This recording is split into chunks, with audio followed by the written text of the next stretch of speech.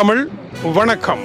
ஈரானுடைய அடுத்த ஆட்சி தலைவர் யார்? அயதுல்லா அலி கமேனியினுடைய இடத்தில் புதிய தலைவரை நியமிப்பதற்கான பணிகள் ஆரம்பித்து விட்டதாக ஈரானுடைய அயதுல்லா கமேனியினுடைய ஆலோசகராக இருந்தவரும் முன்னணி தலைவர்களில் ஒருவருமாகிய அலி லர்ஜானி கூறியிருக்கின்ற கருத்துக்களின்படி, முதலாவதாக இப்போதைய ஈரானுடைய அதிபர் முகமது பெசஸ்கியான், இரண்டாவதாக நீதித்துறையின் அதி உயர் தலைவர், மூன்றாவதாக சட்ட நிபுணர் ஒருவர் ஆகியோரை உள்ளடக்கிய மூவரை கொண்ட ஒரு குழு தற்காலிகமாக நாட்டை நிர்வகிப்பதற்கு அமைக்கப்படும் என்று தெரிவித்திருக்கின்றார். இந்த குழுவினுடைய நிர்வாகத்தின் பின்னதாக என்ன நடைபெறும்? அடுத்த கட்டமாக ஈரானினுடைய அதி உயர் மத தலைவரை தேர்வு செய்த அதே 88 பேர்களை கொண்ட உயர்மட்ட குழுவானது அடுத்த கட்ட முயற்சிகளில் ஈடுபடும். இவர்கள் வாக்களித்து அடுத்த தலைவரை தெரிவு செய்வார்கள். ஈரானினுடைய மத தலைவர் சாதாரணமான ஒருவர் அல்ல. அவரை ஆட்சியிலிருந்து வீழ்த்தி எல்லாமே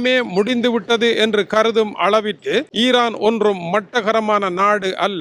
வெனிசுலாவில் இழைக்கப்பட்ட தவறு, வெனிசுலாவினுடைய அதிபர் தான் ஒருவரே அதிகார கட்டிலில் இருந்ததும் எல்லாவற்றையும் தன்னுடைய கையில் வைத்திருந்த காரணத்தினால் தலையை வெட்டும் தந்திரத்தை கடைபிடித்து வெனிசுலாவை வீழ்த்தி அவருடன் கூட இருந்த ஒருவரையே அமெரிக்க ஆதரவாளர் அவர் அதிகார கட்டிலுக்கு கொண்டு வந்து பிரச்சனையை ஒரே இரவுடன் முடித்தது போல முடிக்க ஈரானினால் முடியாது. அதுபோல பஸார் அல் ஆசாட் சிரியாவில் அவரை வெளியேற்றிய பொழுது அவருடைய கையில் தான் எல்லாமே இருந்தது. தன்னுடைய குடும்பத்தினருக்கு கூட சொல்லாமல் அவர் இரவோடு இரவாக புறப்பட்டு சென்றார். அவருடைய அதிகாரம் அவருடைய கையிலும் ஒரு சிலருடைய கைகளிலும் இருந்தது. இது போன்ற நிலைமை ஈரானில் கிடையாது. ஈரானுடைய மத தலைவர் தனக்கு இப்படி ஒன்று நேரும் என்பதை எண்ணியே அவர் தன்னுடைய போராட்டத்தை நடத்தியவர். மிக நீண்ட நெடிய போராட்டத்தில் இது வரலாம் என்பதனால் பலரை தேர்வு செய்வதற்கான வேலைகளை செய்து அதை கச்சிதமாக அவர் செய்து வைத்தும் சென்றிருக்கின்றார். இந்த பெயர் பட்டியல்கள் சரியான முறையில் வெளியீடு செய்யப்படவில்லை. அவருடைய மகனுடைய பெயர் மட்டும் வெளியே வந்தது.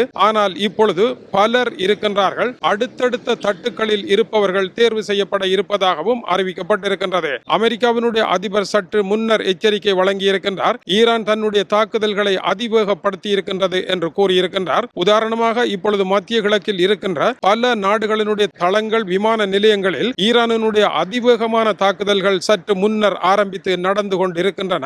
இந்த தாக்குதல்களை கட்டுப்படுத்த முடியவில்லை. சேதங்கள் உயர்ந்து கொண்டும் செல்லுகின்றன.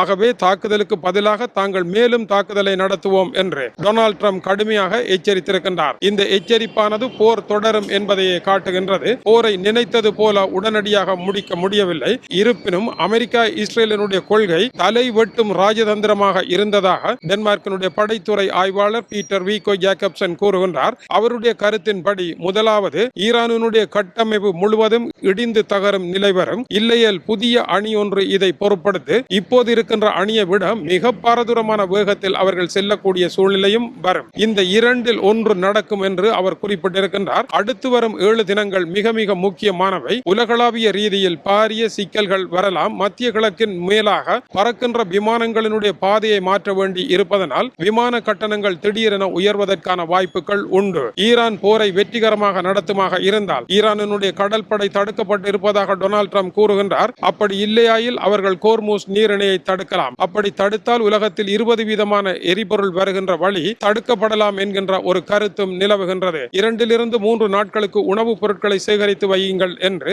சில நாடுகளில் கருத்துக்கள் கூறப்பட்டிருக்கின்றன. இந்த போர் அதிவேகமாக நடைபெற்றுக் கொண்டிருக்கின்றது. ஈரானுடைய படைத்துறை அமைச்சர், ஈரானுடைய படைத்துறை தலைவர் ஆகியோர்களும் இந்த தாக்குதலில் மரணமடைந்திருப்பதாக கூறப்படுகின்றது. இவர்கள் மிகவும் சக்தி மிக்கவர்களாக இருந்தார்கள். அயதுல்லா அலி கமேனி போல இவர்களும் பின்தொடரப்பட்டிருக்கின்றார்கள் என்பது இதன் கருத்தாகும். ஈரானுடைய போர்க்களம் தொடர்ந்து கொண்டிருக்கின்றது. இது யாழ்ப்பாணத்தில் புதிதாக திறக்கப்பட்டிருக்கின்ற கடை தெரு ஒன்றில் இருந்து கீசே துறை. வணக்கம் உறவுகளே.